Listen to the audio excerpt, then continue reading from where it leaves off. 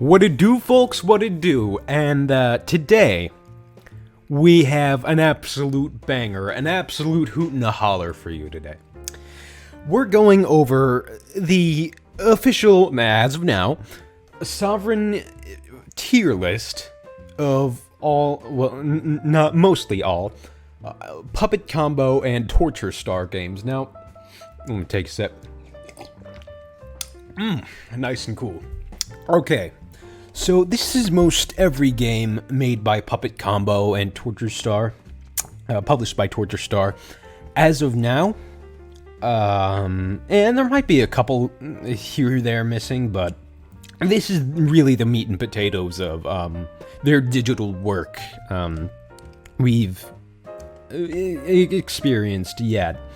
A lot of these we've covered on the channel, and feel free to start any discussion in the comments about what you think deserves to go where, and what you think is best. So, in no particular order, I'm just gonna start off arbitrarily here.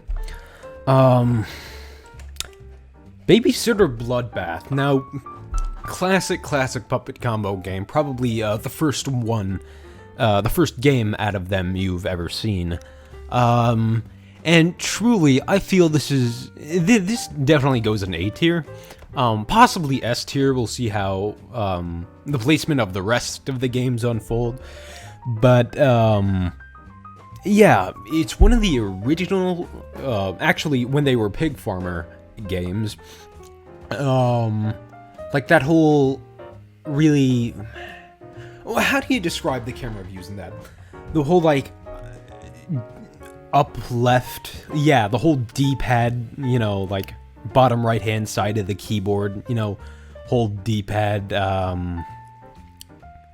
you know,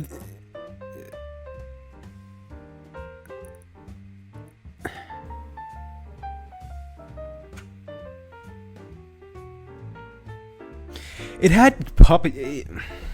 had game controls you may not be familiar with today, in most Puppet Combo games, but it had these preset camera angles, and eventually, I guess Puppet Combo did away with that, except in the Glass Staircase, where they re-implemented it again, and in Power Drill Massacre, they let you choose it as an option. But yeah, classic antagonist, classic game. It really freaked me out, and to this day it still does. In terms of how, you know, the ambiance and how it just creates such tension when the player is just trying to go through the game, trying to get the gas for the car, trying to drive Billy away, you know, just when Nicholas is just chasing after them. And if you haven't played it, definitely do so, because it's just a fantastic experience. I'll elaborate on this one more. Let's see, Power Drill Massacre. I'm pretty sure I'm putting this in S tier. It may be my favorite Puppet Combo game. I honestly don't know at this point. Like, one thing I really like about this game, and people may describe this as cheap, or, something dull and overused in horror games, but I like the jump scares in this game. I really do. I think they're done correctly. I've done a video on that, and I think it's the perfect setup for the situation in the warehouse, and the feeling of isolation and not helping but think there's somebody else with you. That is the driller killer. And the ambiguous ending. And even the aesthetic, the VHS aesthetics, taking place in the mid-80s, it's just almost the perfect, if not the perfect Puppet Combo experience, in my opinion. Let's see here, Murder House. Top of A tier, I think. Yeah. For some reason, it didn't just scare me as much as the Power Drill Massacre did. Wow, I'm really conflicted about this one. I think it could have been creepier. It was an excellent game, and it was the most immersive Puppet Combo game I've played so far. But God, its killers were, well, it only has one killer, but the rest of Puppet Combo's killers were done like, and its scares were just done so much better compared to Murder House. Maybe Puppet Combo like spent too much time developing the assets for the actual game instead of like focusing on the fear factor, but I don't know, maybe they were just going for a different feel with Murder House specifically. Let's see. What to pick? Stay out of the house. Like, bottom of S tier right now, top of A tier. Yeah, top of A tier. It does its scares really well. Since the Butcher is so sensitive to sound, like, you have to be extra careful, and that's how it keeps you on your toes. You under no circumstances can make, like, the littlest bit of excess noise. You're always trying to figure something out. It's so complicated, and if you're playing this thing, stay out of the house at dark. Well, at night, in the dark, rather, with only the light coming from your screen to be the only thing like you can actually see, and the only connection to life you have in that moment. It's quite an experience. Going off of Night Shift, like, it really like cements and fortifies such a strong plot for the Butcher and his mysterious, like, extraterrestrial plans. Jeez. Yeah, it's such an experience. I like the scares in this one. Like, emphasis on jump scares. I do like jump scares. I like more subtle, like, creep out sort of scares, and I like jump scares. Probably more, I'd say. But yeah, Night Ripper. Yeah, bottom of S tier. The world building in Night Ripper is done so well. I have a video on this. I actually have a video on most of these now that I didn't think about it. But the world building in that, like, dingy sort of outer city part of New York, in, like, the real slummy, like, seemingly low rent parts. I've never been to New York, but if that's how it is, even a portion of that city is, or was back, you know, in the early 80s, then I, under no circumstances, would ever want to go anywhere near that city. I actually hear that New York is full of weirdos and... Sorry, needed water for a sec. Yeah, sort of weirdos and people trying to sell you their mixtape and tourist trap, like, mascots. So yeah, wouldn't be surprised if you found an actual serial killer here. I like the goofiness and the creepiness contrasted with Donald here, and yeah, I think it's a political message advocating for the fair treatment of sex workers, but yeah, like, the scares in this game, and the music too, and the ambiance they put into this game, like, that deserves to be like a Patreon exclusive. Like, absolutely have that as Puppet Combo's, like, patrons only game. I'm really satisfied with what they did with this one. Yeah. Nun Massacre. They could have balanced the audio levels on this game more. Is it better than Babysitter? No. Like, there's such a lack of, again, ambient sort of horror. What I mean by that is, like, when you're developing a game, you need to build up tension in anticipation for a scare. I'll leave a link to, like, you know, a cool video essay describing how to properly scare. Its jump scares are based on just audio alone, and I wish they could have come up with more innovative ways to like make the nun just like resonate with you terrifically a bit more. But yeah. That's all the main ones. Minotaur, another pig farmer game. It's so short. God, maybe C tier. A B tier for now. It's so short and kind of underwhelming. Like, there's not much shown with the antagonist, nor immersion in him and his world as there is with the Power Drill Massacre, which this game is that source material, but I think they just did it so much better in Power Drill. Like, this was probably a pre-alpha version, or like a concept for this game, and they just like didn't develop on it more. But yeah, it's so short, and that's what it is. What do we do next? Night Watch. Yeah. I'd say this is a pretty good game, honestly. I can tell a lot of effort was put into that game. Playing as Jim, you really get a sense of isolation, and it does so much in, building up tension to the ultimate climax of the game and the final conclusion.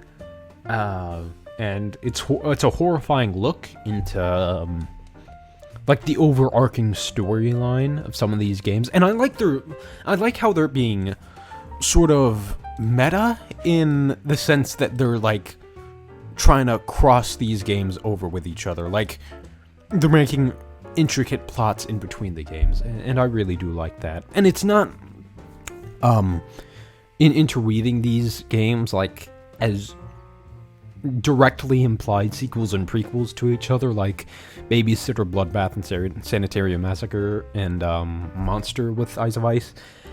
But I'm really satisfied with how Night Watch turned out. I really am. Let's go day 7.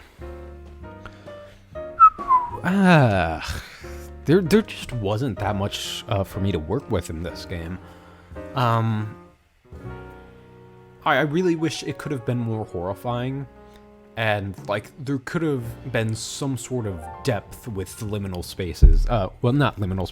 Actually, fun fact: I want to do another video on liminal spaces, but there could have been a bit more depth in terms of like there could have been a rhythmic pattern in terms of where the backrooms go. So, like, for instance, there's this theory in the backrooms community that there's certain levels within the backrooms that get, like, more and more depraved and more filled with monsters as you go down into the levels. And, like, the deeper and deeper down you go, the more incomparable they are to grasp in terms of the human understanding of reality.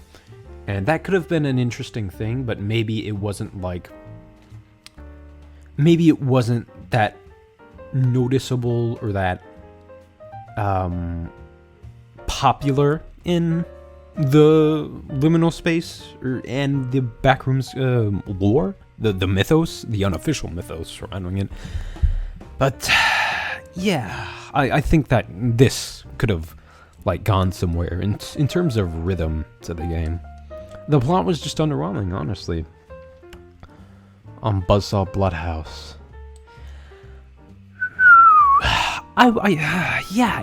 Okay, here's the thing.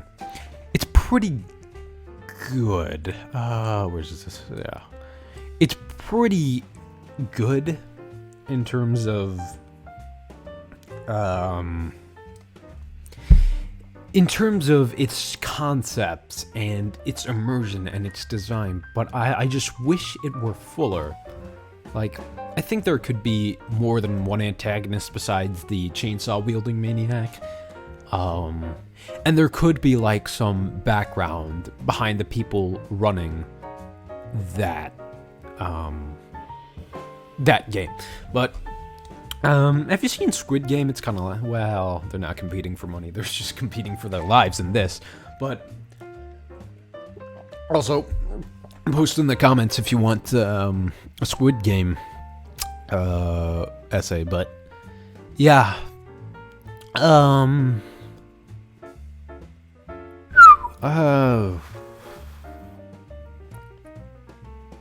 It could have been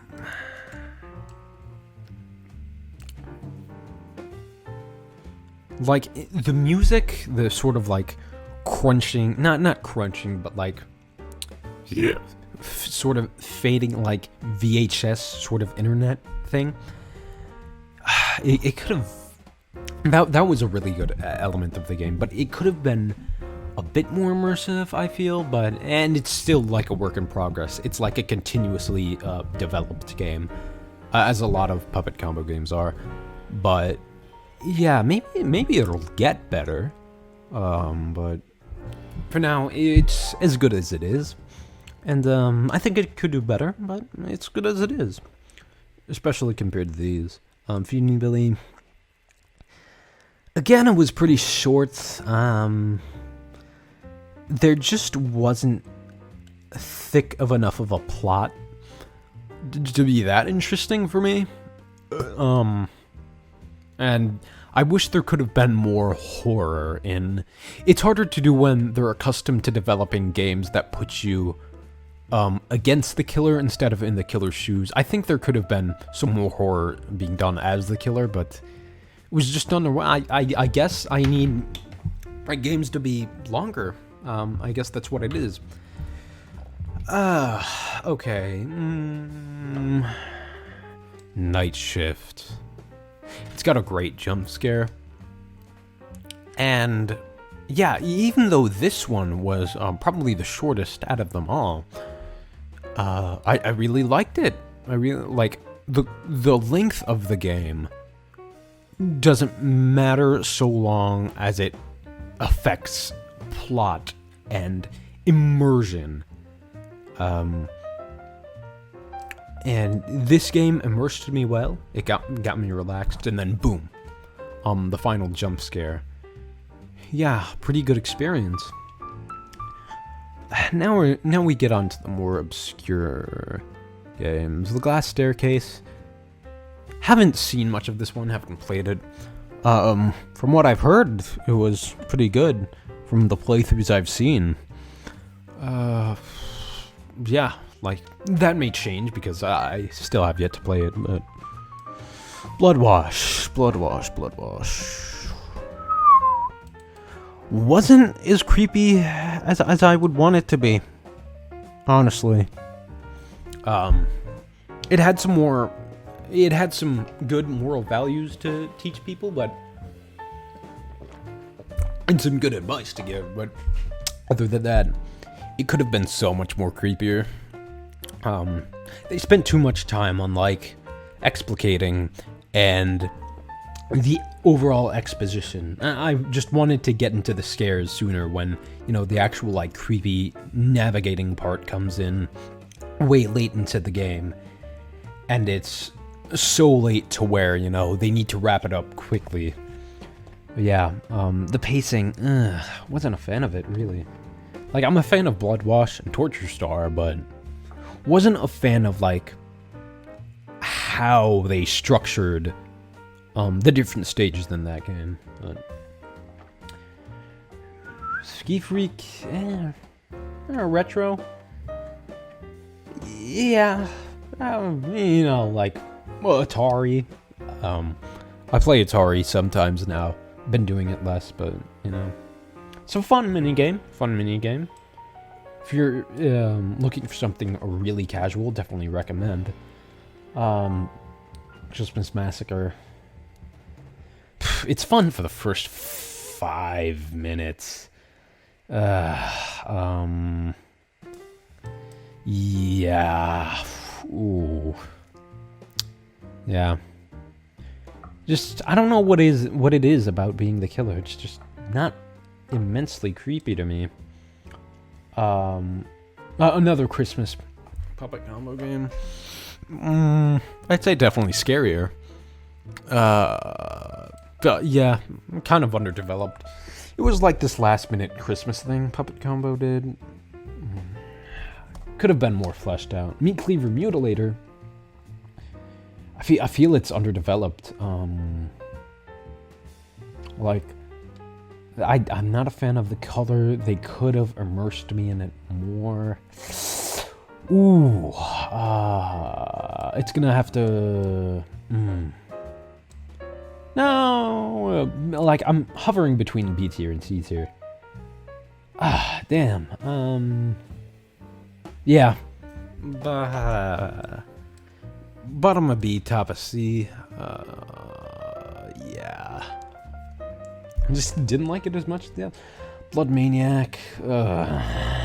Man.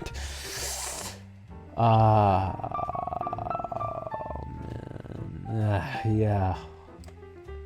What was not? Maybe I'm just not interested in being the killer. I don't know. Like, I love killing people in video games, and I love violent video games. Probably, isn't my shit. Salazar House. I do like this sort of point and click style, thing. Maybe there could have been more scares in abundance, more plentiful scares in Salazar, but yeah, pretty good for what it was. Spectral, these trees. I've only heard about this recently, but from what I've heard, it's pretty, like, it looks like a pretty fascinating game.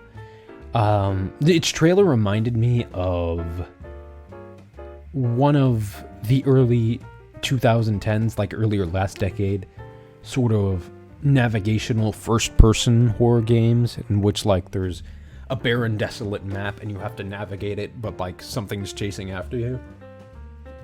Yeah, the sort of, like, Slenderman type shit. Looks promising, you know. Scary Tales. This was the compilation for what it was. Yeah, they picked the best games to go in it, so, yeah. Samhain. What wasn't much in this, honestly. Yeah. Just D tier. So underwhelming. The Riverside incident. Scares could have been more overt. More up in your face scares. Good graphics, especially for a puppet combo game, but could have been more plentiful. Spiders. This one I don't think was released, but looks corny. That's the first word that popped into my head. But looks somewhat promising. Also, not as scary as the rest. Now, here are a couple of the more like 8-bit things. It follows. Yeah, not bad. Like scarier than Ski Freak, but just it could have been more plentiful. Search Party. It wasn't scary for my tastes, honestly. Just wasn't scary enough. Corny as hell. Just, again, not scary. But, yeah, maybe I should elevate a couple S tier. Yeah, Babysitter Blood. Wow. No. Yeah. But Power Drill and Night Ripper, S tier. This is probably my favorite puppet combo game. Probably because the jump scares are so overt. But if you like this tier list, be sure to smash that like button. And subscribe, because we've got a new video coming out soon. Obviously, we're terrible with scheduling, but, you know, it'll get there eventually. Yeah, cheerio.